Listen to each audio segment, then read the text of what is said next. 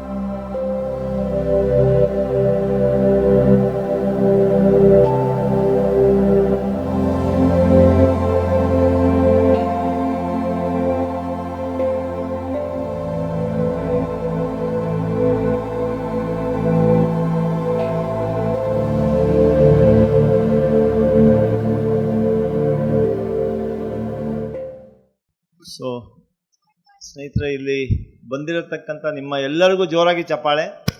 ಯಾಕಂದರೆ ಬೇರೆ ಬೇರೆ ಗ್ರಾಮಗಳಿಂದ, ಬೇರೆ ಬೇರೆ ಪ್ರಾಂತಗಳಿಂದ ಎಲ್ಲರೂ ಈ ಧ್ಯಾನ ಕಾರ್ಯಕ್ರಮ ಮತ್ತು ಈ ಪಿರಮಿಡ್ ಉದ್ಘಾಟನೆಗೆ ನೀವೆಲ್ಲ ಬಂದಿದ್ದೀರಾ.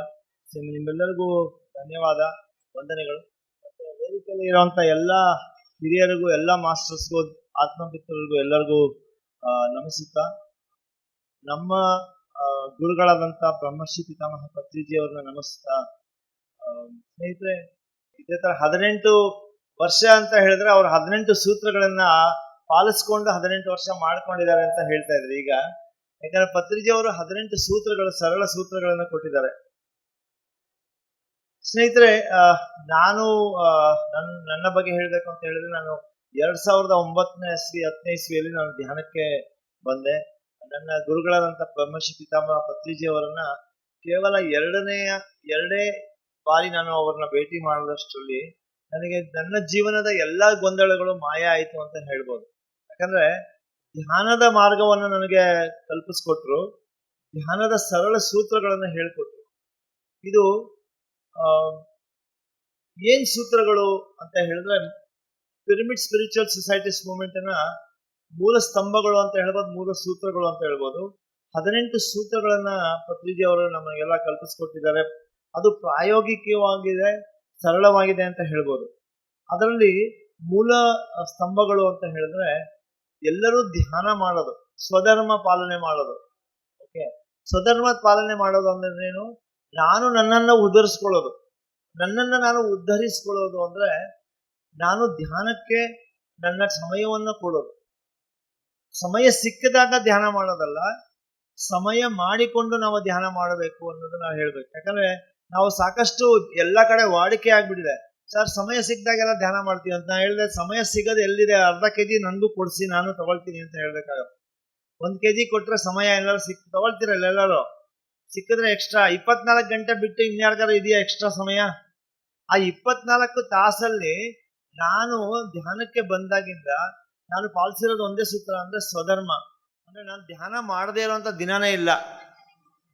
ಓಕೆ, ಸೊ ಯಾವುದೇ ಪರಿಸ್ಥಿತಿ ಇರಲಿ, ಸ್ನಾನ ಮಾಡಿ ಜಳಕ ಮಾಡಿಲ್ಲ ಅಂದ್ರೂ ಪರವಾಗಿಲ್ಲ, ಊಟ ಮಾಡಿಲ್ಲ ಅಂದ್ರೂ ಪರವಾಗಿಲ್ಲ, ನಿದ್ದೆ ಮಾಡಿಲ್ಲ ಅಂದ್ರೂ ಪರವಾಗಿಲ್ಲ, ಮೊದಲು ಧ್ಯಾನದ ಸೇವೆ, ಧ್ಯಾನದ ಅಭ್ಯಾಸ ಮಾಡೋದು ತುಂಬಾ ಮುಖ್ಯವಾದದ್ದು. ಜೊತೆಗೆ ನಾವು ಸ್ವಾಧ್ಯಾಯವನ್ನು ಮಾಡುವಂಥದ್ದು. ಸ್ವಾಧ್ಯಾಯ ಅಂದ್ರೆ ದಿನಕ್ಕೆ ಕಡೆ ಪಕ್ಷ ಒಂದು ಪುಸ್ತಕದ ಒಂದು ಪೇಜ್ ಆದ್ರೂ ನಾವು ಓದಬೇಕು. ಅದು ಯಾವ ತರ ಓದಬೇಕು ಅಂದ್ರೆ ಜ್ಞಾನದ ನುಡಿಗಳನ್ನ ಓದಬೇಕು. ಯಾಕಂದ್ರೆ ಮನುಷ್ಯನಾಗಿ ಹುಟ್ಟಿದ ಮೇಲೆ ನಮ್ಮ ಎಲ್ಲರಿಗೂ ಏನಾಗುತ್ತೆ ಅಂತ ಹೇಳಿದ್ರೆ, ಏನೋ ಒಂದು ಕ್ಷಣಕ್ಕೆ ಒಂದು ಗೊಂದಲಗಳು ಕಾಡ್ತಾ ಇರುತ್ತೆ. ಧ್ಯಾನ ಮಾಡೋದ್ರಿಂದ ನಮಗೆ ಒಂದು ಆತ್ಮಸ್ಥೈರ್ಯ ಬರುತ್ತೆ, ಮನಸ್ಸಿಗೆ ಒಂದು ಶಕ್ತಿ ಕೊಡುತ್ತೆ, ಮತ್ತೆ ನಮಗೆ ಸ್ಪಷ್ಟತೆ ಬರುತ್ತೆ ಜೀವನಕ್ಕೆ. ಮತ್ತೆ ಇದನ್ನ ಏನಾದ್ರೆ ಸ್ವಾಧ್ಯಾಯವನ್ನು ಮಾಡಿದಾಗ ನಮಗೆ ಮತ್ತೆ ಆ ಜ್ಞಾನದ ಬಗ್ಗೆ ನಾವು ತಿಳ್ಕೊಂಡು ಅದ್ರ ಬಗ್ಗೆ ಅರಿವು ಮಾಡಿಕೊಂಡು ಅದನ್ನು ಮುಂದೆ ಹೋಗೋ ಅಷ್ಟೊಂದು ದಾರಿದೀಪವಾಗಿ ನಿಲ್ಲುತ್ತೆ ಅಂತ ಹೇಳ್ಬೋದು. ಯಾಕಂದ್ರೆ ಜ್ಞಾನೋದಯ ಹೊಂದಿದ್ದಂಥ ಮಾಸ್ಟರ್ಗಳು ಬರೆದಿರೋಂಥ ಪುಸ್ತಕಗಳನ್ನ ಅಂತ ಹೇಳ್ತಾರೆ. ಜ್ಞಾನೋದಯ ಹೊಂದಂಥ ಮಾಸ್ಟರ್ಗಳು ಅಂದ್ರೆ ಏನು? ನಮ್ಮ ಬಸವಣ್ಣ ಅವರಿದ್ದಾರೆ, ಮತ್ತೆ ಸ್ವಾಮಿ ವಿವೇಕಾನಂದ ಅವರಿದ್ದಾರೆ, ಗಾಂಧೀಜಿ ಅವರಿದ್ದಾರೆ, ಮತ್ತೆ ಪರಮಹಂಸ ರಾಮಕೃಷ್ಣ ಅವರಿದ್ದಾರೆ. ಸೊ ಈ ಥರ ಎಲ್ಲ ಓಶೋ ಅವರಿದ್ದಾರೆ. ಎಲ್ಲರೂ ಜ್ಞಾನೋದಯ ಹೊಂದಿದ್ದಂಥ ಮಾಸ್ಟರ್ಗಳ ಪುಸ್ತಕಗಳನ್ನ ಓದೋದು ಅಂತ. ಮತ್ತೆ ಮೂರನೇ ಸ್ತಂಭ ಏನಪ್ಪಾ ಅಂದ್ರೆ ಪಿರಮಿಡ್ ಅಲ್ಲಿ ಮಾಡುವಂಥ ಧ್ಯಾನ ಅಂತ. ಪಿರಮಿಡ್ ಅಲ್ಲಿ ಧ್ಯಾನ ಮಾಡೋದು, ಪಿರಮಿಡ್ ಅನ್ನ ನಿರ್ಮಾಣ ಮಾಡೋದು ಅಂತ.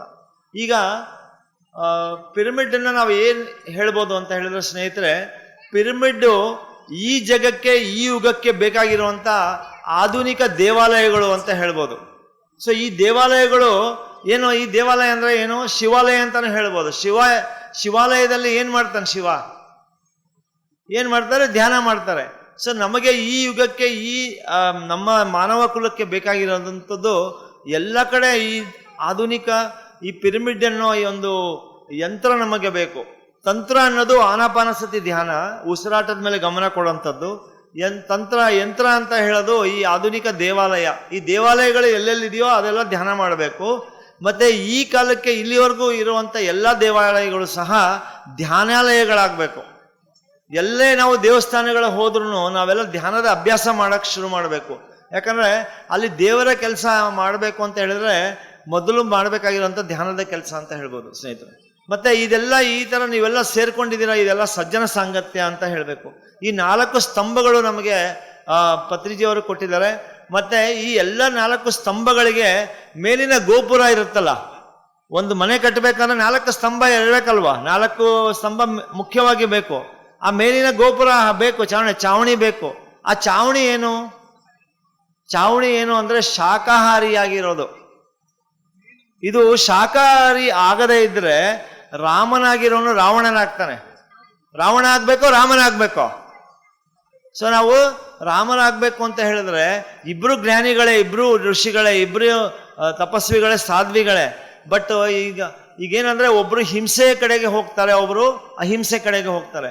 ಸೊ ಈ 4 ಸ್ತಂಭಗಳಿಗೆ ಅದಕ್ಕೆ ಕಿರೀಟ ಹಾಕೋದು ಅಂತ ಹೇಳಿದ್ರೆ ನಾವು ಶಾಕಾಹಾರಿಗಳಿಗಾದ್ರೆ ಮಾತ್ರ.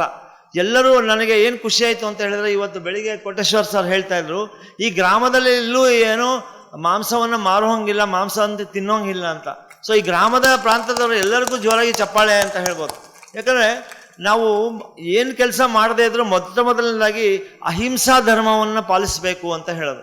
ಸೊ ಈ ಅಹಿಂಸೆ ಧರ್ಮವನ್ನು ಪಾಲಿಸಿದ್ರೆ ಅಹಿಂಸಾ ಪರಮೋ ಧರ್ಮ ಅಂತ ಹೇಳಿದ್ದಾರೆ. ಪರಮೋ ಧರ್ಮ ಅಂದ್ರೆ ಏನು? ಎಲ್ಲ ಧರ್ಮಕ್ಕಿಂತ ಮಿಗಿಲಾಗಿರುವಂಥದ್ದು, ಎಲ್ಲ ಧರ್ಮಕ್ಕಿಂತ ಉನ್ನತವಾಗಿರುವಂಥ ಧರ್ಮ ಅಂತ ಹೇಳಿದ್ರೆ ಅಹಿಂಸೆ. ನಮ್ಮ ಮನುಷ್ಯನಿಗೆ ಬೇಕಾಗಿರೋದು ಏನಂದ್ರೆ ಒಂದು ಪ್ರಾಣಿ ಪಕ್ಷಿಗಳಿಗೆ ಒಂದು ಕರುಣೆ ಅನ್ನೋದು ಬೇಕು, ಮತ್ತೆ ಒಂದು ಸ್ನೇಹತ್ವ ತೋರಿಸ್ಬೇಕು ನಾವು.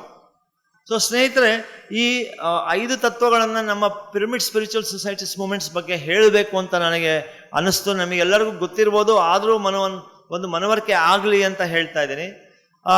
ಮತ್ತೆ ಮುಂದೆ ಹೇಳಬೇಕು ಅಂದ್ರೆ ಸ್ನೇಹಿತರೆ, ಈಗಾಗಲೇ ನೀವು pyramid meditation channel, Kannada channel ಎಷ್ಟು ಜನ ವೀಕ್ಷಿಸ್ತೀರಾ? PMC ಕನ್ನಡ ಎಷ್ಟು ಜನ ವೀಕ್ಷಿಸ್ತೀರಾ? ಸೊ ಸಾಕಷ್ಟು ಮಾಸ್ಟರ್ಸ್ ವೀಕ್ಷಿಸ್ತಾ ಇದ್ದೀರಾ. ಇದಕ್ಕೆ ಒಂದು ಸಣ್ಣದಾಗಿ ನಿಮಗೆಲ್ಲ ಹೇಳ್ತೀನಿ. ಈಗಾಗಲೇ 1,09,000 ವೀಕ್ಷಕರು ಇದಕ್ಕೆ ಸಬ್ಸ್ಕ್ರೈಬ್ ಮಾಡ್ಕೊಂಡಿದ್ದಾರೆ ಮಾಸ್ಟರ್ಗಳು ಅಂತ. ಎಷ್ಟು ಸಾವಿರಾರು ಮಾಸ್ಟರ್ಸು ಪತ್ರಿಸರನ್ನು ನೋಡೇ ಇಲ್ಲ, ಪಿರಮಿಡ್ ಸ್ಪಿರಿಚುವಲ್ ಸೊಸೈಟೀಸ್ ಮೂವ್ಮೆಂಟ್ಸ್ ಬಗ್ಗೆ ಗೊತ್ತಿಲ್ಲ. ಬಟ್ ಧ್ಯಾನಿಗಳಾಗಿ ಅವರ ಜೀವನವನ್ನು ಪರಿವರ್ತನೆ ಮಾಡಿಕೊಂಡು ಉದ್ಧರಿಸ್ಕೊಂಡಿದ್ದಾರೆ. ಲಕ್ಷಾಂತರ ಮಾಸ್ಟರ್ಸು ಅದಕ್ಕೆ ಬರ್ತಾ ಇದ್ದಾರೆ.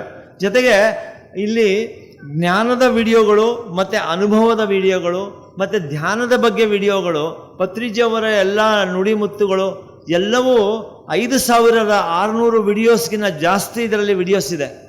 ಓಕೆ, ಸೊ ಇದು ಅದ್ಭುತವಾದ ಒಂದು ಚಾನಲ್ಲು. ಯಾರು ಬೇಕಾದ್ರೂ ಎಲ್ಲಿ ಬೇಕಾದ್ರೂ ನೋಡ್ಬೋದು. ಮತ್ತು ನೀವು ನೋಡಬೇಕಾಗಿರೋದು, ನೀವು ಮಾಡಬೇಕಾಗಿರೋದು ಒಂದೇ, ಏನಂದರೆ ನೀವು ಧ್ಯಾನ ಪ್ರಚಾರ ಮಾಡಲಿಕ್ಕೆ ಆಗುತ್ತೋ ಇಲ್ವೋ, ನೀವೇನು ಮಾಡಬೇಕು ಅಂದರೆ, ಇದೆಲ್ಲರೂ ಮೊಬೈಲ್ ತಂದಿದ್ದೀರಾ? ಎಲ್ಲರೂ ಯಾರ್ಯಾರು ಮೊಬೈಲ್ ತಂದಿದ್ದೀರಾ? ಸೊ ಎಲ್ಲರೂ ದಯವಿಟ್ಟು ಮೊಬೈಲ್ನ ಇಟ್ಕೊಳ್ಳಿ ಕೈಯಲ್ಲಿ. ಮೊಬೈಲ್ ಇಟ್ಕೊಂಡು ಯೂಟ್ಯೂಬ್ಗೆ ಹೋಗ್ಬಿಟ್ಟು PMC ಕನ್ನಡ ಅಂತ ಟೈಪ್ ಮಾಡಿ ಎಲ್ಲರೂ ಸಬ್ಸ್ಕ್ರೈಬ್ ಮಾಡ್ಕೊಳ್ಳಿ ಫಸ್ಟು. ಸೊ ನನ್ನ ಕಳಕಳಿಯ ಒಂದು ಮನವಿ, ಯಾರ್ಯಾರು ಮೊಬೈಲ್ ತಂದಿದ್ದೀರಾ, ಮೊಬೈಲ್ನ PMC ಚಾನಲನ್ನು ಸಬ್ಸ್ಕ್ರೈಬ್ ಮಾಡ್ಕೊಳ್ದೇ ಇರೋರು, ನಿಮಗೆ ನೀವು ಮಾಡ್ಕೊಳ್ಳೋ ಅಂಥ ಒಂದು ತುಂಬ ಅದ್ಭುತವಾದ ಒಂದು ಸೇವೆ ಅಂತ ಹೇಳಿದ್ರೆ ಪಿರಮಿಡ್ ಮೆಡಿಟೇಷನ್ ಚಾನೆಲ್ನ ಸಬ್ಸ್ಕ್ರೈಬ್ ಮಾಡ್ಕೊಳ್ಳೋಂಥದ್ದು. ಮತ್ತು ಎರಡನೆಯ ಕೆಲಸ ಏನು ಮಾಡಬೇಕು ಅಂದರೆ, ಎಲ್ಲೇ ಹೋದ್ರೂ ನೀವು ಎಲ್ಲರಿಗೂ PMC ನೋಡಿದ್ದೀರಾ ಮತ್ತು PMC ಸಬ್ಸ್ಕ್ರೈಬ್ ಮಾಡಿದ್ದೀರಾ ಇಲ್ವಾ ಅಂತ ಹೇಳ್ಬಿಟ್ಟು PMC ಸಬ್ಸ್ಕ್ರೈಬ್ ಮಾಡಿಸೋವಂಥದ್ದು. ಯಾಕಂದರೆ ಇಲ್ಲಿ ಏನು ಹಣಕಾಸಿನ ಲೇವಾದೇವಿ ಇಲ್ಲ, ಯಾರಿಗೂ ದುಡ್ಡು ಕಾಸಿಲ್ಲ, ಮುಕ್ತವಾಗಿ ಎಲ್ಲ ಜ್ಞಾನವನ್ನು ನೀಡುವಂಥದ್ದು ಮತ್ತು ಎಲ್ಲ ಧ್ಯಾನವನ್ನು ನೀಡುವಂಥ ಒಂದು ಚಾನಲ್ಲು ಸ್ನೇಹಿತರೆ. ಎಲ್ಲರೂ ಆ ಧ್ಯಾನದಿಂದ ಏನೇನೋ ಅನುಭವ ಪಡ್ಕೊಂಡಿದ್ದಾರೆ ಮತ್ತು ಅವರ ಜೀವನವನ್ನು ಯಾವ ಥರ ಉದ್ಧರಿಸ್ಕೊಂಡಿದ್ದಾರೆ, ಎಲ್ಲರೂ ಸಾವಿರಾರು ಅನುಭವದ ವಿಡಿಯೋಗಳಿದೆ. ಸೊ ಎಲ್ಲರೂ ವೀಕ್ಷಿಸಿ ಅಂತ ನಾನು ಕೇಳ್ಕೊಳ್ತೀನಿ. ಸ್ನೇಹಿತರೆ, ಒಬ್ಬ ಧ್ಯಾನಿಯಾಗಿ ನಾವು ಪರಿವರ್ತನೆ ಆದರೆ ಏನು ಆಗ್ತೀವಿ ಅನ್ನೋದು ನಾವು ತಿಳ್ಕೊಳ್ಬೇಕಾಗಿರೋದು, ಮುಖ್ಯವಾಗಿ ನಾವು ಕಂಡ್ಕೊಳ್ಬೇಕಾಗಿರೋದು ಏನಂದರೆ, ನಾವು ಪ್ರತಿಯೊಬ್ಬ ಧ್ಯಾನಿನೂ ಸಹ ಒಬ್ಬ ಬುದ್ಧನಾಗುತ್ತಾನೆ. ಅಂದರೆ ಧ್ಯಾನ ಮಾಡೋದ್ರಿಂದ ಏನಾಗುತ್ತೆ, ನಾವು ಬುದ್ಧರಾಗ್ತೀವಿ, ನಮ್ಮ ಜೀವನವನ್ನು ನಾವು ಉದ್ಧರಿಸ್ಕೊಳ್ಳೋದು. ಜೊತೆಗೆ ಪ್ರತಿಯೊಬ್ಬ ಧ್ಯಾನಿನೂ ಸಹ ಸಾಹಸಿಗಳು, ಧೈರ್ಯಶಾಲಿಗಳಾಗ್ತಾರೆ. ಅಂದರೆ ವಿವೇಕಾನಂದರು ಆಗ್ತೀವಿ ಅಂತ ಹೇಳ್ಬೋದು. ಮತ್ತು ಪ್ರತಿಯೊಬ್ಬ ಮಾಸ್ಟರ್ಸು ಧ್ಯಾನ ಮಾಡೋರೆಲ್ಲ ಒಬ್ಬ ಶಾಕಾಹಾರಿಗಳಾಗ್ತಾರೆ, ಸತ್ಯವಾದಿಗಳು, ಸೇವೆ ಭಾವನೆಯಲ್ಲಿರುವಂಥ ಅಹಿಂಸಾ ಮಾರ್ಗದಲ್ಲಿ ಬರ್ತಾರೆ. ನಾವೆಲ್ಲ ಗಾಂಧೀಜಿಗಳಾಗ್ತೀವಿ ಅಂತ ಹೇಳ್ಬೋದು.